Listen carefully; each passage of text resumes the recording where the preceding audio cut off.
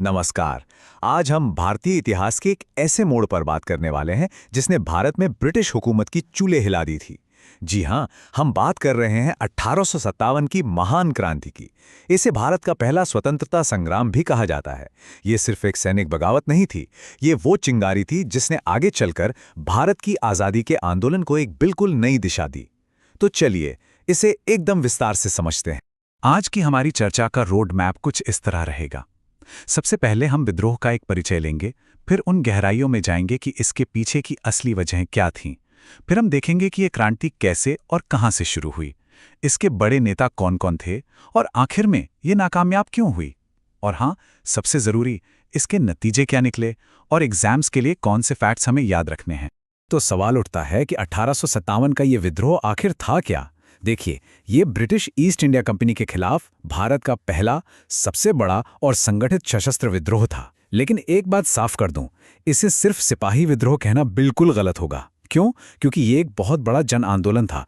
इसमें सैनिकों के साथ साथ आम किसान, कारीगर, जमींदार और कई राजघरानों ने भी बढ़ चढ़कर हिस्सा लिया था, जो इसे एक राष्ट्रीय विद्रोह का रूप देता है। अब अगला सवाल कि ये टॉपिक कॉम्पिटिटिव एग्जाम्स के लिए इतना जरूरी क्यों है। चाहे आप एसएससी की तैयारी कर रहे हों, रेलवे की, यूपीएससी की या किसी स्टेट पीएससी की, इस टॉपिक से सवाल आना लगभग तय है। आपसे सीधे सीधे विद्रोह के केंद्र और उनके नेताओं के नाम पूछ लिए जाते हैं, या फिर डॉक्ट्रिन ऑफ लैप्स जैसी नीतियों के बारे में, या फिर 1858 के एक्ट जैसे नतीजों पर सवाल बनते हैं। इसलिए इस पर अपनी पकड़ मजबूत करना बहुत जरूरी है। तो चलिए अब उन वजहों को समझते हैं जिन्होंने इस महाविद्रोह की आग को भड़काया। ये कोई एक दिन में हुई घटना नहीं थी। आप समझिए कि ये पिछले 100 सालों से जो गुस्सा और असंतोष जमा हो रहा था, चाहे वो राजनीतिक हो, आर्थिक हो, सामाजिक हो या फिर सेना के अंदर हो, ये उन सब का एक विस्फोटक नतीजा था। राजनीतिक कारणों में अगर देखें तो सबसे बड़ी वजह थी लॉर्ड डलहौजी की डॉक्ट्रिन ऑफ लैप्स या हड़प नीति। ये एक बहुत ही आक्रामक नीति थी जिसके बहाने झांसी, सतारा और नागपुर जैसे कई राज्यों को ब्रिटिश साम्राज्य में मिला लिया गया। इसके अलावा जो भारतीय राजा महाराजा थे, उनकी शक्तियां लगातार कम की जा रही थीं। और तो और मुगल बादशाह बहादुर शाह जफर के साथ जो बेइज्जती हो रही थी, वो शासक वर्ग के लिए एक सीधी सीधी चेतावनी थी। अच्छा, अब ये डॉक्ट्रिन ऑफ लैप्स थी क्या भला? इसे थोड़ा और आसान भाषा में समझते हैं। ये लॉर्ड डलहौजी ने शुरू की थी। इस पॉलिसी के मुताबिक अगर किसी भारतीय शासक की बिना बेटे के मौत हो जाती तो उसका राजपाट सीधे सीधे अंग्रेजों के कब्जे में चला जाता था। मतलब गोद लिए हुए बेटे को वारिस नहीं माना जाता था। झांसी इसका सबसे बड़ा और सबसे मशहूर उदाहरण है। और ये एग्जाम में बार बार पूछा जाता है कि ये नीति किसने लागू की, तो याद रखिएगा, लॉर्ड डलहौजी। अब आते हैं आर्थिक कारणों पर, जिसने समझिए कि आम आदमी की कमर ही तोड़ दी थी। अंग्रेजों की नीतियों ने भारत की जो अपनी अर्थव्यवस्था थी उसे तबाह कर दिया। भारी भरकम टैक्स ने किसानों को कर्ज के जाल में फंसा दिया। ब्रिटेन की मिलों में बना सस्ता सामान भारत में आने लगा, जिससे हमारे छोटे मोटे उद्योग, हमारे कारीगर सब बेरोजगार हो गए। और हद तो तब हो गई जब अवध जैसे इलाकों में तालुकदारों और जमींदारों से उनकी जमीनें भी छीन ली गईं। इससे समाज का एक बहुत ताकतवर तबका भी अंग्रेजों के खिलाफ हो गया। इसके बाद आते हैं सामाजिक और धार्मिक कारण। देखिए, अंग्रेजों ने कुछ सामाजिक सुधार किए, जैसे सती प्रथा को बंद करना या विधवा पुनर्विवाह को कानूनी बनाना। आज हमें ये सही लगते हैं, लेकिन उस जमाने के रूढ़िवादी भारतीय समाज ने इसे अपने रीति रिवाजों और धर्म पर सीधा हमला माना। ऊपर से ईसाई मिशनरियों की गतिविधियां भी बढ़ रही थीं, जिससे लोगों में ये डर फैल गया कि अंग्रेज उनका धर्म बदलकर उनकी पूरी संस्कृति को ही खत्म कर देना चाहते हैं। और अब बात करते हैं उनकी जिन्होंने इस विद्रोह की मशाल उठाई, यानी कि सिपाही। कंपनी की सेना में भारतीय सिपाहियों के साथ बहुत ज्यादा भेदभाव होता था। आप इस स्लाइड में साफ साफ देख सकते हैं कि एक भारतीय सिपाही और एक अंग्रेज सैनिक की तनख्वाह और सुविधाओं में जमीन आसमान का फर्क था। भारतीयों को प्रमोशन नहीं मिलता था और उनके साथ बर्ताव भी बहुत बुरा होता था। ऊपर से एक नया कानून आया जिसने सिपाहियों को समंदर पार जाकर सेवा करने पर मजबूर कर दिया, जो उस समय धर्म के खिलाफ माना जाता। तो आप देखिए, बारूद तो हर तरफ जमा हो ही चुका था, बस एक चिंगारी की जरूरत थी, और वो चिंगारी बनी नई एनफील्ड राइफल। एक अफवाह तेजी से फैली कि इन राइफलों में जो कारतूस इस्तेमाल होते हैं उन पर गाय और सुअर की चर्बी लगी हुई है, और इन कारतूसों को राइफल में डालने से पहले दांत से काटना पड़ता था।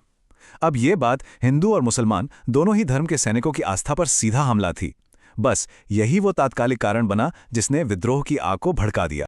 तो आप देखते हैं कि मेरठ में लगी ये छोटी सी चिंगारी कैसे पूरे उत्तर भारत में एक बड़ी ज्वाला बन गई, और इस महान विद्रोह को किन किन नायकों ने अपना नेतृत्व दिया। घटनाओं का क्रम कुछ इस तरह से था। पहली चिंगारी भड़की 29 मार्च 1857 को बैरकपुर में, जब मंगल पांडे ने इन कारतूसों के खिलाफ आवाज उठाई। उन्हें फांसी दे दी गई और वो इस क्रांति के पहले शहीद बने। लेकिन विद्रोहों की जो औपचारिक शुरुआत हुई वो हुई 10 मई 1857 को मेरठ से। ये तारीख और ये जगह दोनों ही एग्जाम्स के लिए बहुत बहुत ज़रूरी हैं, इन्हें याद रखिएगा। मेरठ से बागी सैनिक दिल्ली चलो का नारा लगाते हुए दिल्ली पहुंचे और 12 मई तक दिल्ली पर कब्जा करके बूढ़े मुगल बादशाह बहादुर शाह जफर को हिंदुस्तान का शहंशाह घोषित कर दिया। इस स्लाइड पर खास ध्यान दीजिएगा, क्योंकि ये जो टेबल है यहाँ से मैच द फॉलोइंग यानी मिलान करने वाले सवाल सीधे सीधे बनते हैं। तो दिल्ली में नेतृत्व किया बहादुर शाह जफर और उनके सेनापति जनरल बख्त खान ने। कानपुर में थे नाना साहब। लखनऊ में कमान संभाली बेगम हजरत महल ने। झांसी में, जैसा हम सब जानते हैं, रानी लक्ष्मीबाई थीं। बिहार के जगदीशपुर में 80 साल के वीर कुंवर सिंह एक बड़े नेता बनकर उभरे और बरेली में खान बहादुर खान ने विद्रोह का नेतृत्व किया। अब सवाल ये उठता है कि इतने बड़े पैमाने पर फैलने के बाद भी ये विद्रोह आखिर सफल क्यों नहीं हो पाया? तो चलिए अब हम इसकी नाकामी की वजहों और इसके दूर तक जाने वाले नतीजों का विश्लेषण करते हैं, क्योंकि इसके परिणाम भी उतने ही महत्वपूर्ण हैं जितनी की वजहें। देखिए, विद्रोह की असफलता की कई बड़ी वजहें थीं। सबसे पहली, एक यूनिफाइड लीडरशिप की कमी। रानी लक्ष्मीबाई, नाना साहेब, कुंवर सिंह सब महान नेता थे, लेकिन वो अपने अपने इलाकों में लड़ रहे थे। कोई एक सेंट्रल प्लान नहीं था। दूसरी बात, ये विद्रोह पूरे भारत में नहीं फैला। दक्षिण और पश्चिम भारत इससे लगभग अछूता रहा। तीसरी वजह, हमारे क्रांतिकारियों के पास अंग्रेजों जैसे आधुनिक हथियार और संसाधन नहीं थे। और शायद सबसे अहम बात, जो पढ़ा लिखा मध्यवर्ग था और कई भारतीय रियासतें जैसे सिंधिया, होलकर और हैदराबाद के निज़ाम, उन्होंने इस विद्रोह में साथ नहीं दिया बल्कि अंग्रेजों की मदद की। विद्रोह के नतीजे बहुत गहरे और हमेशा के लिए असर डालने वाले साबित हुए। सबसे बड़ा और सीधा नतीजा था भारत में ईस्ट इंडिया कंपनी के 100 साल पुराने राज का खात्मा। 1858 में भारत सरकार अधिनियम पास हुआ और भारत का शासन सीधे ब्रिटिश ताज यानी महारानी विक्टोरिया के हाथ में आ गया। इसका मतलब ये था कि अब भारत पर कोई व्यापार करने वाली कंपनी नहीं, बल्कि सीधे ब्रिटिश सरकार राज करेगी। इसके अलावा सेना को दोबारा से बनाया गया और फूट डालो और राज करो की नीति को और भी मजबूती से लागू किया गया, ताकि भविष्य में फिर कभी ऐसी बगावत ना हो सके। चलिए अब सीधे सीधे परीक्षा पर फोकस करते हैं और कुछ ऐसे फैक्ट्स को देखते हैं जो वन लाइनर सवालों के तौर पर बार बार पूछे जाते हैं। ये सेक्शन आपके क्विक रिवीजन के लिए बहुत काम आने वाला है। इन पॉइंट्स को तो बिल्कुल रट लीजिए। विद्रोह की शुरुआत कहाँ से हुई? मेरठ से। आखिरी मुगल बादशाह कौन थे? Bahadur Shah Zafar. Doctrine of lapse कौन लाया? लॉर्ड डलहौजी। कंपनी का राज किस एक्ट से खत्म हुआ? भारत सरकार अधिनियम 1858। और अवध को कब हरवा गया? 1856 में। अब पिछले सालों में पूछा गया एक बहुत ही कॉमन सवाल देखते हैं। सवाल है, 1857 के विद्रोह को भारत का प्रथम स्वतंत्रता संग्राम किसने कहा था? ये एक बहुत ही महत्वपूर्ण सवाल है। इसका सही जवाब है विनायक दामोदर सावरकर यानी वीडी सावरकर। उन्होंने अपनी किताब the Indian war of independence of 1857 में इस नजरिए को बहुत लोकप्रिय बनाया। एक और बहुत ही जरूरी सवाल, 1857 के विद्रोह का तात्कालिक कारण क्या था? यहां ध्यान देने वाली बात यह है कि सवाल में तात्कालिक यानी इमीडिएट कारण पूछा गया है, न कि राजनीतिक या आर्थिक। और जैसा कि हमने अभी चर्चा की, इसका जवाब है चर्बी वाले कारतूस यानी अग्रीस्ड कार्ट्रिजेस। तो चलिए अब इस पूरी चर्चा को समेटते हैं और समझते हैं कि 1857 के इस महान विद्रोह की हमारे इतिहास में क्या अहमियत है और इसकी विरासत क्या है। तो इस पूरी चर्चा का निचोड़ क्या है?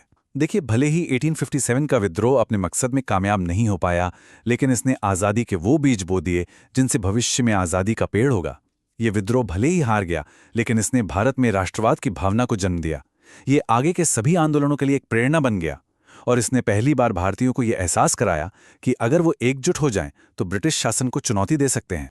और आखिर में एक सवाल जिस पर सोचने की जरूरत है, 1857 की असफलता से मिली सीख ने 20वीं सदी के सफल स्वतंत्रता आंदोलन की रणनीति को कैसे बदला? इसका जवाब यह है कि हमारे भविष्य के नेताओं ने 1857 की गलतियों से बहुत कुछ सीखा। उन्होंने समझा कि एक मजबूत केंद्रीय नेतृत्व, एक पूरे भारत का संगठन और एक साफ विचारधारा के बिना अंग्रेजों को हराना मुमकिन नहीं है। और इसी सीख का नतीजा था 1885 में भारतीय राष्ट्रीय कांग्रेस की स्थापना, जिसने हमारे स्वतंत्रता संग्राम को एक संगठित और आखिर में एक कामयाब दिशा दी।